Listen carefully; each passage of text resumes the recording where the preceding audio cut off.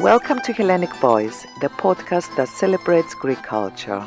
In each episode, we explore literature, poetry, archaeology, theatre, the Greek language, and the connections of Hellenism with other cultures, as well as with the Philhellenes around the world.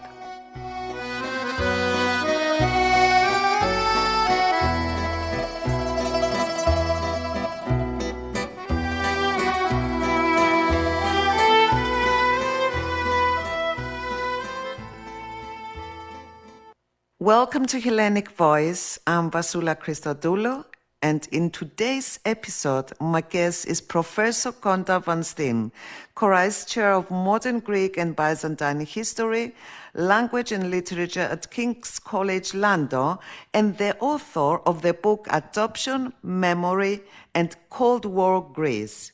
In this powerful conversation, we turn to a deeply complex and often silenced chapter of modern Greek history, the mass adoption of Greek children in the aftermath of the Civil War and during the Cold War.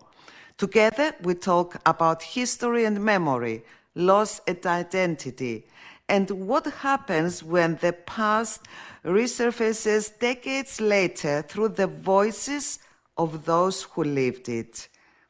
Gonda, welcome to Hellenic Voice. It's a pleasure to have you with me. And to begin, your book, Adoption, Memory, and Cold War Greece, explores a painful and often overlooked chapter of modern Greek history.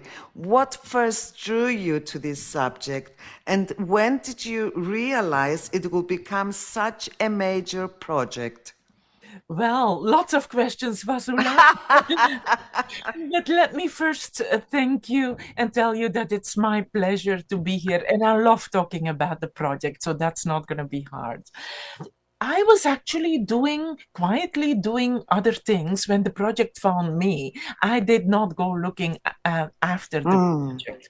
What happened is in 2013, I received an email from a young man whom I do not know, out of the blue. I was still working in the United States at that time. And he asks me, because I was involved in the Modern Greek Studies Association, he had found my email. He asks me if I know anything about these adoptions from Greece to America, because his mother was adopted and his aunt was also adopted. There were two sisters. And he says he doesn't read Greek, and can I please, with my knowledge of Greek history, can I please refer him to books in English that talk about the adoption history from Greece? And I'm thinking, what adoption history from Greece? And I'm thinking, well, I can at least look it up, right? Because he clearly seems to know something. And I find nothing, absolutely nothing. Not in Greek, not in English, absolutely nothing. But I go online and I type in adoptions from Greece. And then there's an option, illegal adoptions from Greece. Wow. And I start reading it, and there's a lot of smoke. Wow. But I'm kind of intrigued, and I thought, well, maybe there's also a little bit of fire. And then I thought, I reversed the pattern, and I started asking him questions. I said, how come two girls from the same family? And he explains to me that his mother's father was an executed communist, a person executed on the same day as Beloyanis was executed. Elias Argyriadis is his name. And the family of the executed man was not given the children to take care of them because they were supposedly also contaminated by communism. And in this very toxic climate of repression and the onset of the Cold War, the children were sent for adoption to wealthy Greek Americans, which was an additional way of punishing a poor Greek family, and made the adoption immediately a very political adoption. This was no longer about seeking a solution for two children, because they could just as well have gone to the surviving relatives. It was really telling the whole family that they were not adequate members of the society, and that they were certainly not adequate parents, and therefore could not have the children. Thank you, Gonda. Yes, go on. And I thought, oh, this is big. This needs more attention. And then as I start investigating, there are very many adoptees, but this seemed the most extreme political situation. The more likely scenario of the many hundreds that followed is that they were the children, the illegitimate, as they call it back then, children of unwed mothers. Those are the bulk. Those are the vast majority. So before we go deeper, it might be helpful for our listeners to understand the wider picture. Could you briefly describe what was happening in Greece in the aftermath of the Civil War and during the Cold War, and how international adoptions became part of the reality? Absolutely. So Greece had seen the Second World War, the Civil War, and it took until 1949 for Greece to quiet down, but then also come out of all of this whole decade of war very exhausted. There was tremendous poverty, especially in the villages, and the infrastructure was entirely destroyed. So the Americans had already been looking at Greece as a target of humanitarian aid, and especially Greek Americans had rallied around issues such as famine in Greece. And the focus was on children because children would, after all, be the new future of Greece. And so in the beginning, one was looking for in-country solutions for those children. But there were a lot of orphans from the Civil War, not just because their parents were dead, because their parents couldn't be found, or they had gone into exile, or they were in the Soviet Union states. And so solutions needed to be found, and Greece was too exhausted to absorb all these children nationally. And so the solution then became sending children for adoption abroad. And in the beginning, that was presented as a humanitarian solution for orphaned children, orphaned or abandoned or somehow relinquished children, children without protection, as they called them. And the solution would be that they go to well-to-do Greek Americans who could absorb an extra member in the family, and very often were related to those children. But that then became the catalyst of a huge movement with Americans seeing Greece as a source of healthy, white, and very young children that one could easily and very quickly adopt. So what it was in the beginning, a supply seeking a demand, soon became a demand for children seeking a supply of children. And already by 1955, we see that various lawyers are actually competing with each other to find children. Wow. Which they still call orphans, but by now these children have a mother, to a living mother, to find orphans to be able to fulfill that huge demand for white and adoptable children. And that's the kind of perversion of a humanitarian action that one needs to watch, because then competition is involved, money is involved. By 1959 there's a big scandal. By 1962 there's another big scandal. And clearly, when we see the peak of this movement fall between 56 and 62, we know that we're no longer in the Civil War years. This is an adoption wave that actually happened when the need for solutions for children was actually the least outspoken. The need was far bigger 10 years earlier, but not anymore in 62. Wow, that sounds incredible. And one of the most powerful themes in your book is memory, Gonda, Yes. both personal and collective. Why is memory so central when we talk about adoption, displacement, and identity?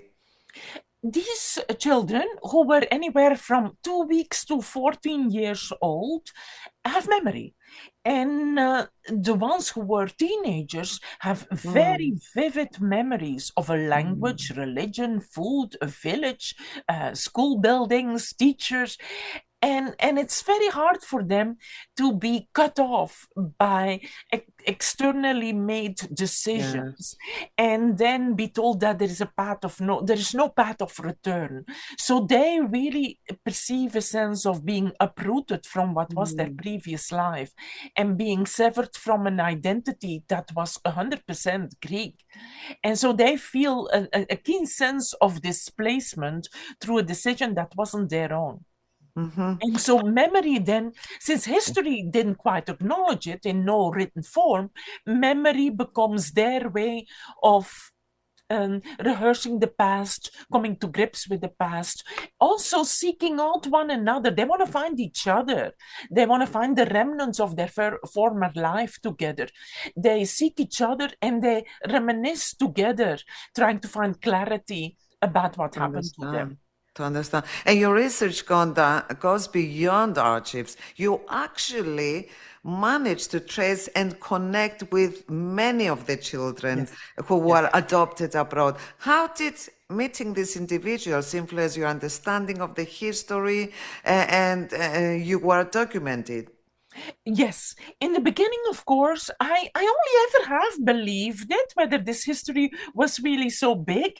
And I needed archival sources. I needed written sources, since the history books don't mention this history. Yeah. But you can't walk up to the General State Archives, let's say, and say, give me all the adoption files. It doesn't work that way, because these are personal data and they're very tightly protected. So what happened is I found some adoptees themselves, and they would show me their sources, and would occasionally ask, I have this in Greek, what does it say?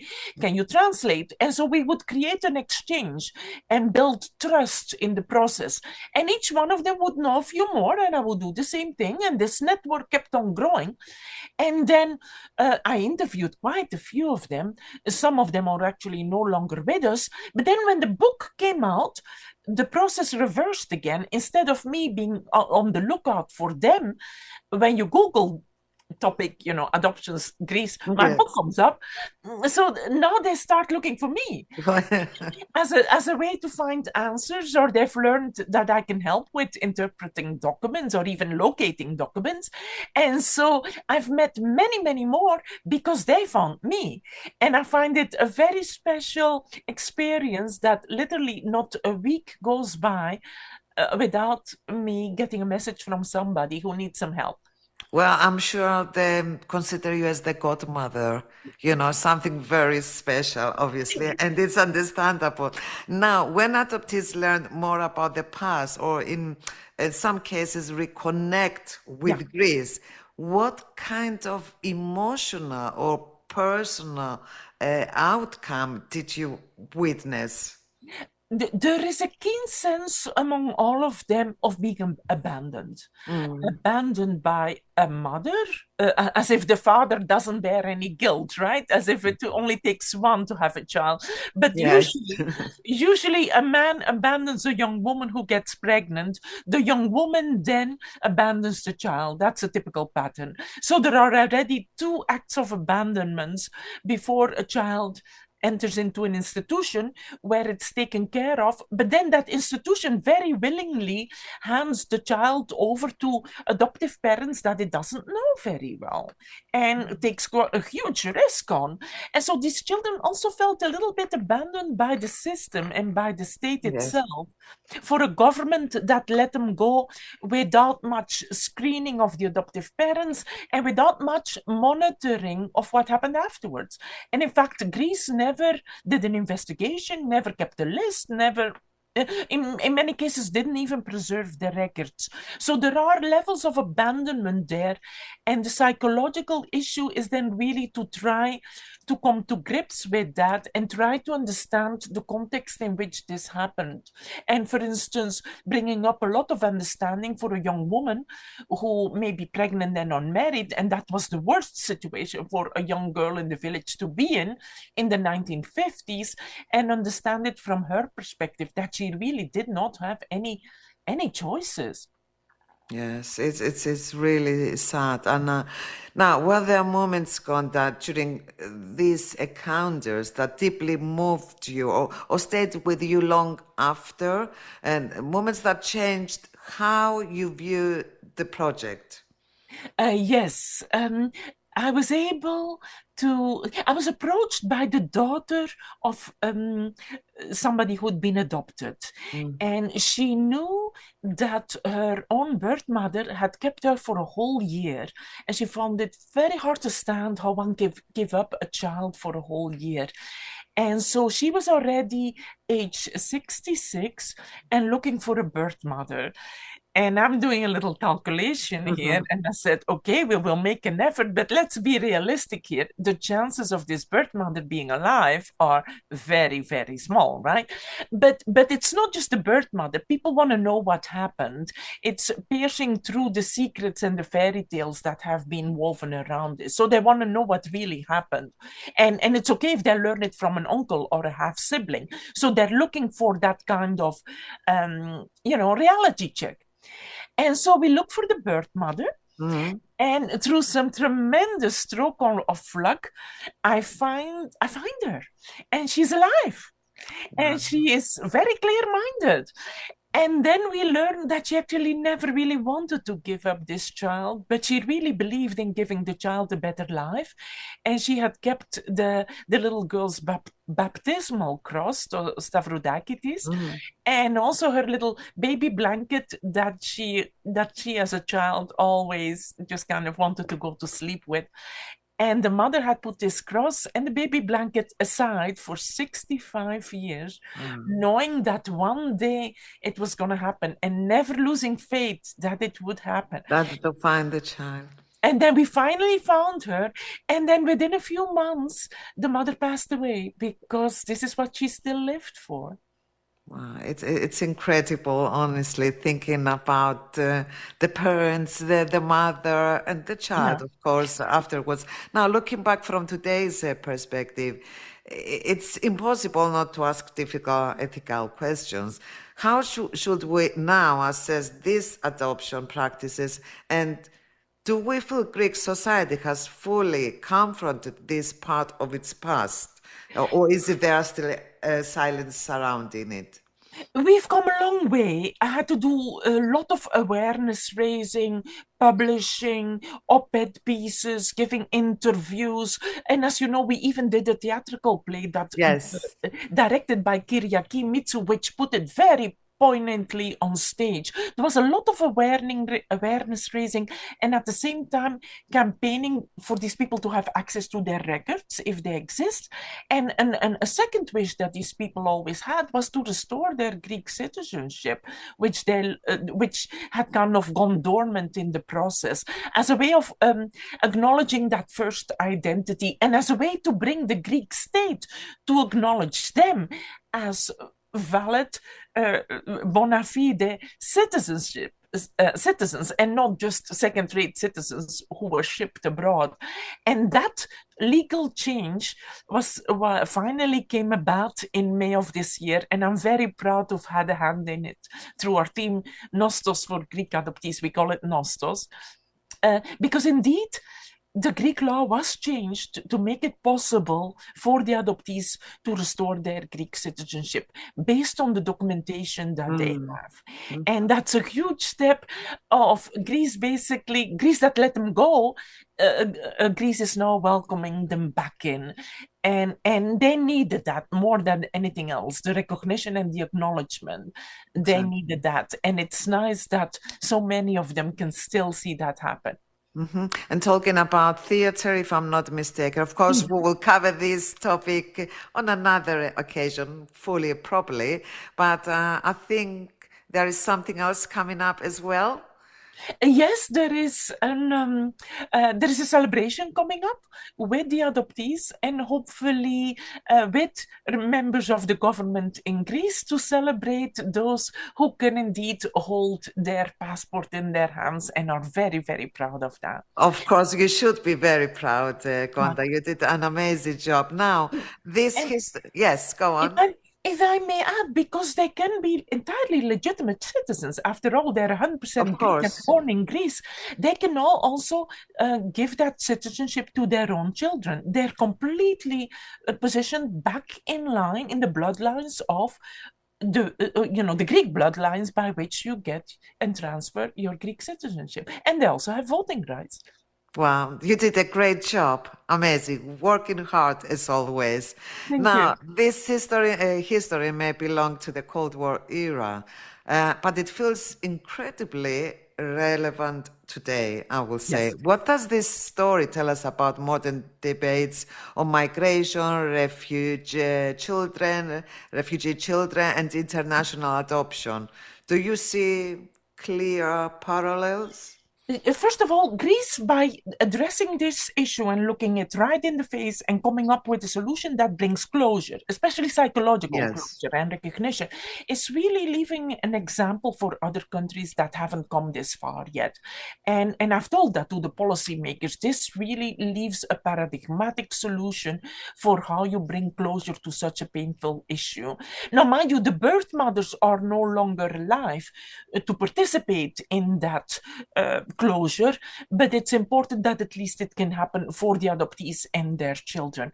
But there is something else going on. We all follow the news that is coming out of the United States and the Mm. very anti-immigrant turn that the government there has taken and the violence around immigration issues. And I find that for Greece to acknowledge its own citizens at all levels, including the littlest and the most helpless ones, and to welcome them back is really an act of rebellion against that kind of regime that turns out people who are not good enough, people who are the other, people whom they don't know well enough to be allowed to be a part of the polity. So I see these people reclaiming their citizenship, Mm. making not only a stance for Greece, but also making a stance for the United States that you can perfectly well harbor a transnational identity, belong to two countries, and that it in no way affects your loyalties, your Exactly. productivity, your admiration for what's good in a country. And so, in a way, in that sense, it's also a little bit of an act of rebellion against a very close-minded Yeah. current American government that really should think about migration as the enrichment it always has been, not just as a factor of fear and crime and anything else they want to put on Yes, exactly. migrants. Uh, Now, as the Koraes Chair of Modern Greek and Byzantine History, Language and Literature at King's College London, how does this work fit into your broader academic journey, Gonda? Well, the good news is that I have a lot of freedom to pursue what I wish to pursue in terms of research. Before I started this, very deeply involved in the reception of ancient drama in modern Greece. I wrote a book about Aristophanes in modern Greece, for instance, Oh, well. and another book about theater under the junta. And I even wrote a book about theater on the Xeronesia, on Macronisos and other places. So I was already, in a way, looking closely at ideological and political issues of Greece in the 20th century. And I was also very familiar with the archives.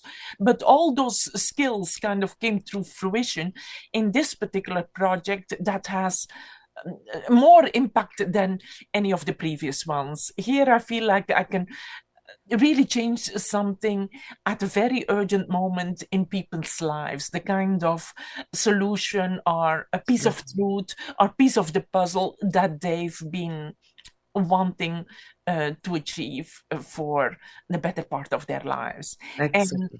and that gives me huge satisfaction. Yes. No, at King's we call that impact, and King's loves impact, and we celebrate impact. But and I get brownie points for impact if you want. Uh, but I would have done it anyway. I do feel that it as a topic it came to me and then I completely embraced it and I've gotten tremendous satisfaction out of pursuing it. And as we say in Greek, sikono κάθε πέτρα Yes. μπροστά. Yes. I think that email you received, it was meant to happen for you to open a new chapter, Thank you. this project. Now, what do you hope readers, especially Greek and diaspora audiences, take away from Adoption Memory and Cold War Greece, Gonda? First of all, that we know our history, that we have a lot to learn from our history, and that because an act happened in the 1950s that is not necessarily belonging to the past. People are alive and carry the memories and transmit those memories to their children. So the best thing a country can do to secure a better future for everyone, a more inclusive future for everyone, is really to come to grips with mistakes and things that need to be corrected from the past. And Greece again leaves an example there, because I look also at countries like Belgium, which has never really come to grips with the adoptions that it controlled from the colonial Congo. And Belgium is nowhere near tackling that. And so it's really admirable. We can't undo the history, but we can certainly learn from it and set straight what can still be corrected for the people who've lived it.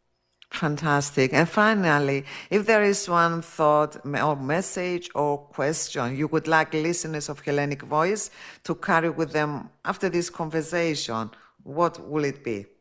I would say delve into your own family history, ask the older generation, collect the pictures, collect the family trees, become the family archivist and historian, because every micro history of a family in Greece really captures the macro history of the country. And so much is lost when we lose the previous generation, and then we regret that we never asked questions of our yaya or our uncle.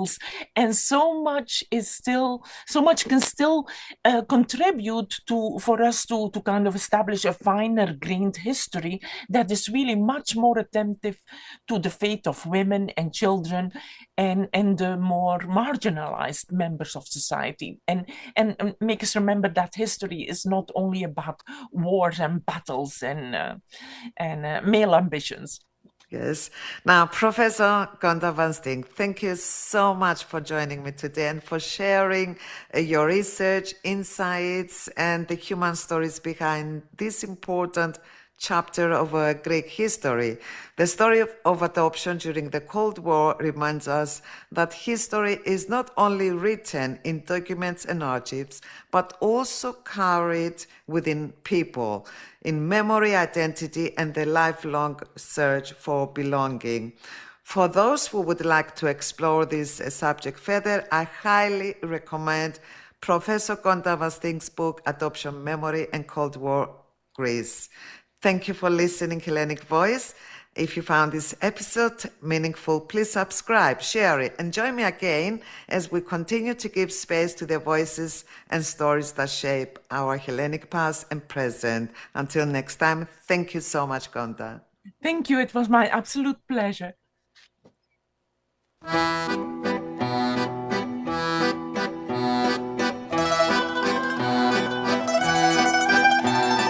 For listening to Hellenic Voice. If you enjoyed this episode, please support us by sharing it, leaving your comments, and following us on social media so we can continue this journey through Greek culture together. Until the next episode, the voice of Hellenism continues.